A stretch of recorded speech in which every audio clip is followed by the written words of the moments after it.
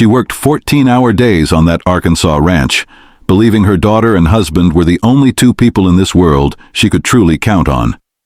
For 70 years, Martha had survived divorce, loss, heartbreak, but nothing could have prepared her for what was coming. You see, while she was out collecting rent from her properties that June morning, the two people she trusted most were planning something unthinkable.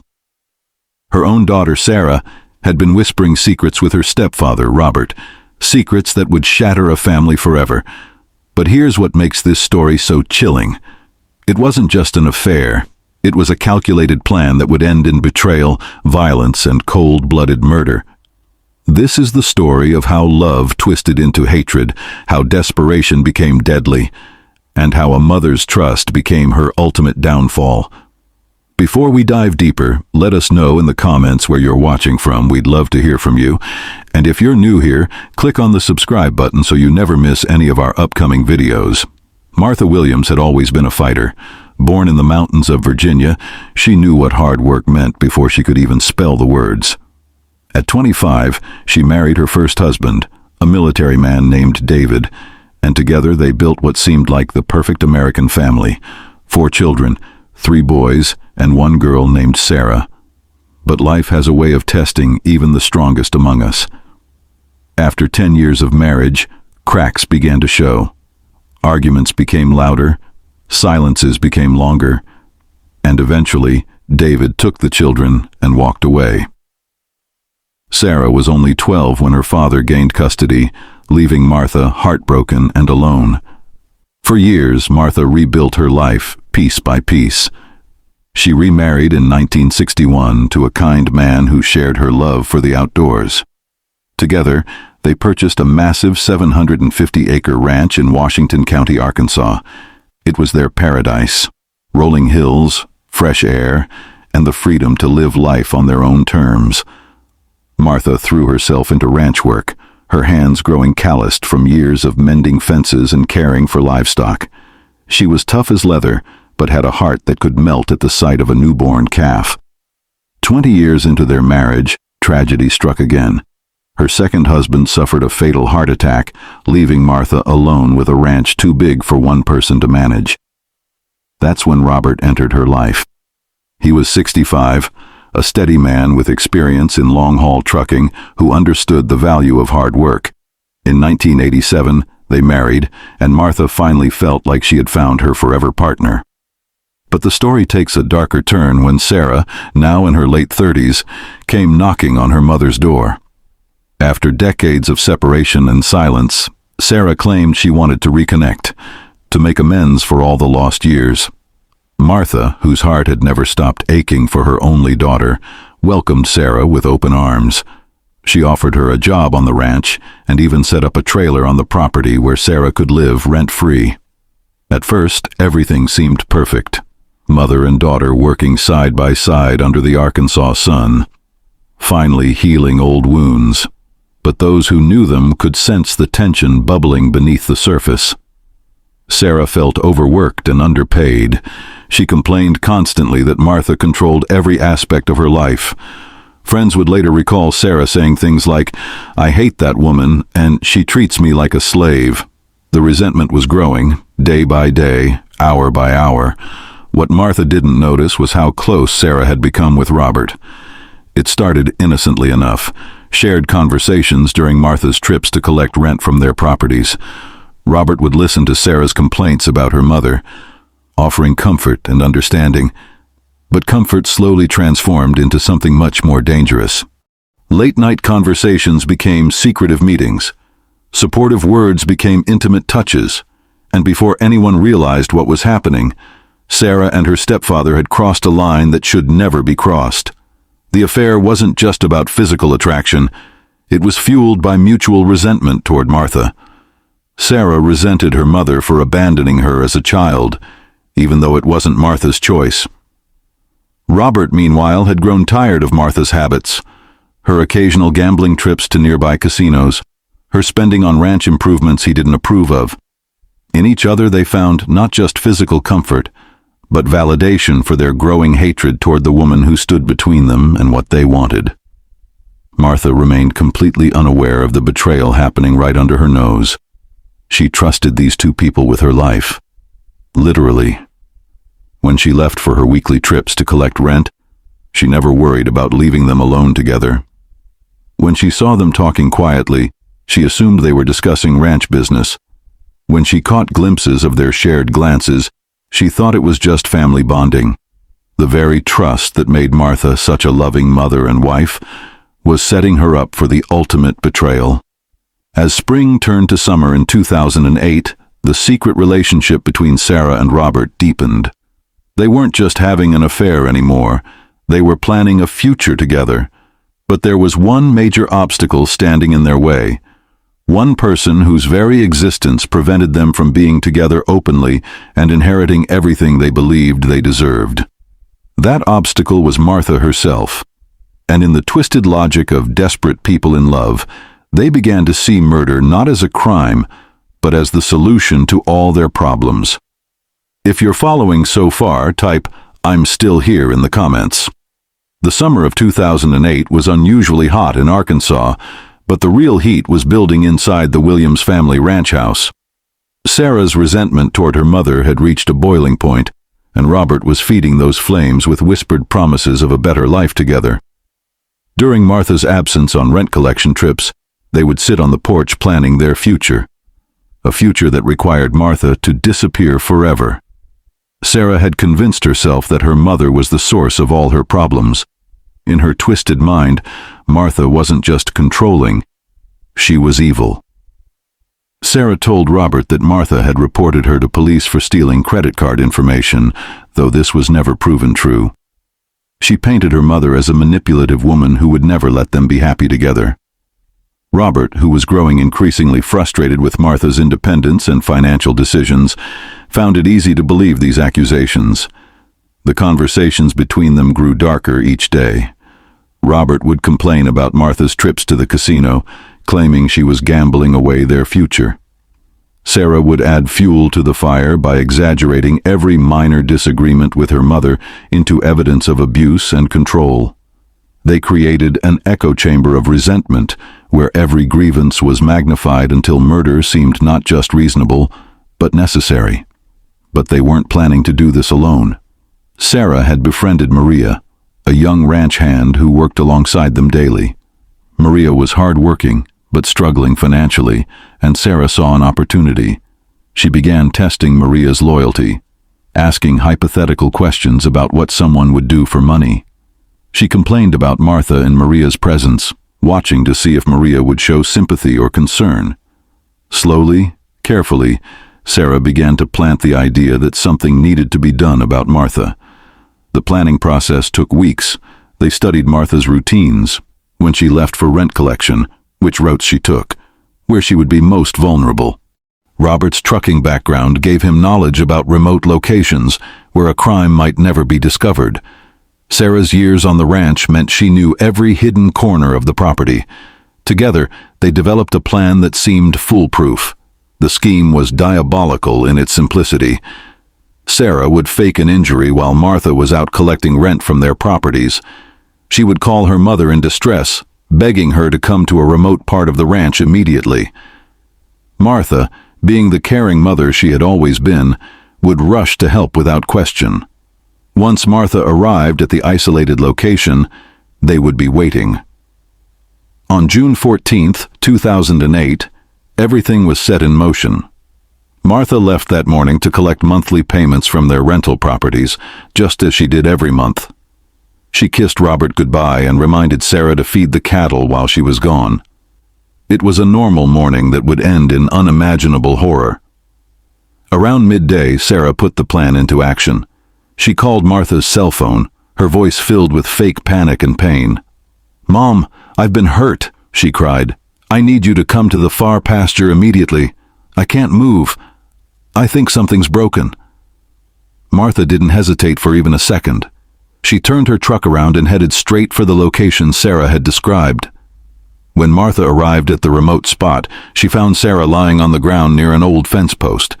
But as Martha rushed to help her daughter, Sarah suddenly stood up, and Martha saw the gun in her hands, The confusion and terror in Martha's eyes in that moment is almost impossible to imagine.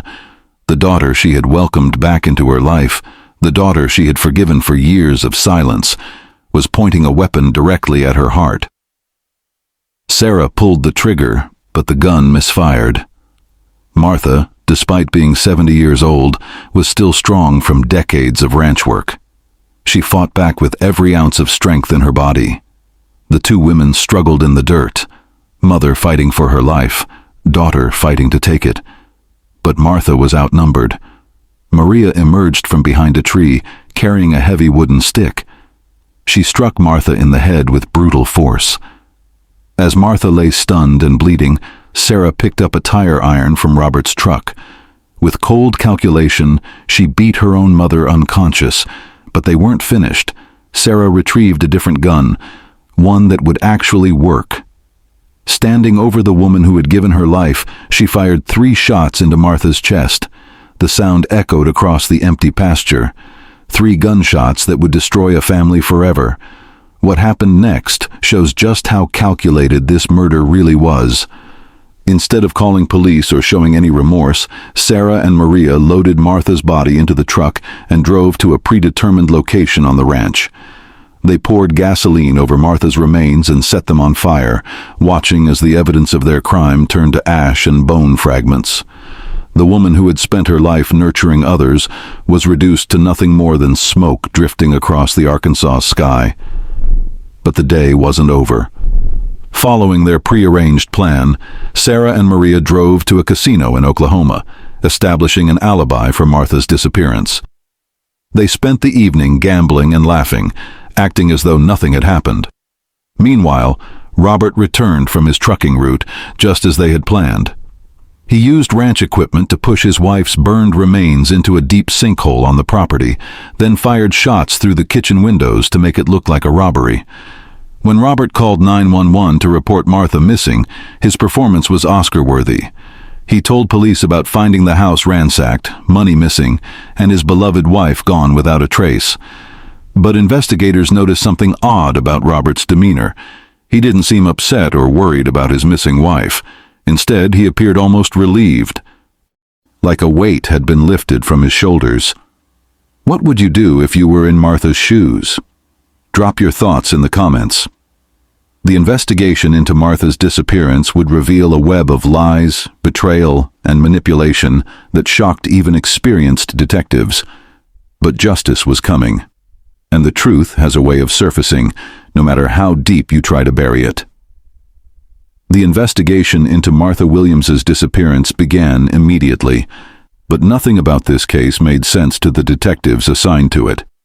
Here was a 70-year-old woman who had vanished from her own ranch without a trace.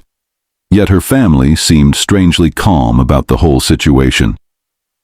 Detective Stephen Miller of the Washington County Sheriff's Office would later say that Robert's behavior during that first interview was the most suspicious thing he'd encountered in 20 years of police work. Robert's story was full of holes from the very beginning. He claimed to have returned from a long-haul trucking job to find the house burglarized and Martha gone.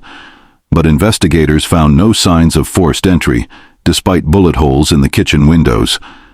Martha's cars were still in the driveway, her purse was still in the house, and there was no blood evidence anywhere.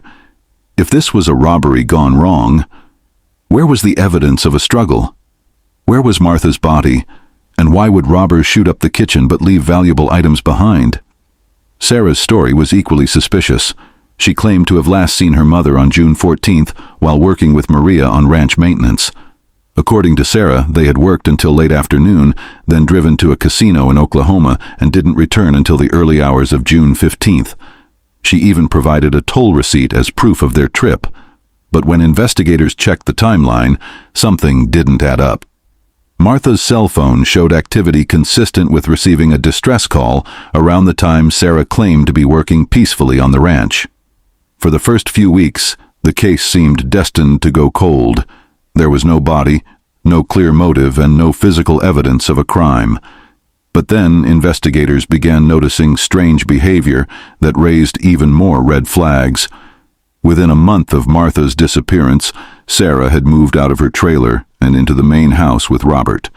Neighbors began reporting that they'd seen the two of them together in ways that seemed inappropriate for a stepfather and stepdaughter. Local residents started coming forward with disturbing information. Several people reported seeing Sarah and Robert kissing, holding hands, and behaving like a romantic couple rather than family members. One neighbor, Gene Patterson, told police he'd witnessed their relationship growing closer for months before Martha's disappearance. There was something going on between those two that wasn't right, he said. It was more than a normal family relationship, if you know what I mean. This revelation changed everything about the investigation. Suddenly, there was a clear motive for Martha's disappearance. Sarah and Robert weren't just family members who happened to be the last people to see Martha alive. They were lovers who stood to inherit everything if Martha was gone forever. Detective Miller refocused his investigation on the possibility that Martha's disappearance was actually a carefully planned murder, but proving it would be nearly impossible without more evidence. The case went cold for almost 2 years, with investigators unable to make progress despite their suspicions. Then, in April of 2010, a completely unrelated case would crack Martha Williams' murder wide open. Maria, the ranch hand who had provided Sarah's alibi, was arrested for forgery charges in a separate investigation. Facing serious jail time, Maria made a decision that would finally bring justice for Martha.